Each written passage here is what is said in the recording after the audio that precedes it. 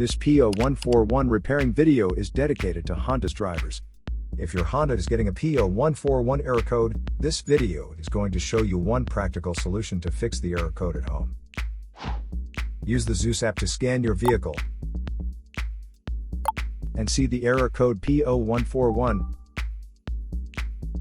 It indicates that the engine control module has tested the oxygen sensor heater circuit and detects a problem with the Bank 1 Sensor 2 oxygen sensor heater circuit.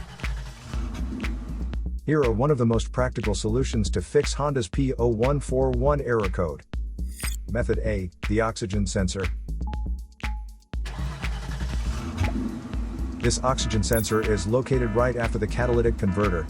Bank 1 is on the side with the cylinder number 1. Sensor number 2 is usually the downstream oxygen sensor behind the converter. Visually check the oxygen sensor's electrical connections, wire harness, and metal tabs for any damages. If damages are found, then replace the oxygen sensor. If there is no damage found on the oxygen sensor, you would need to take your car to consult professional mechanics.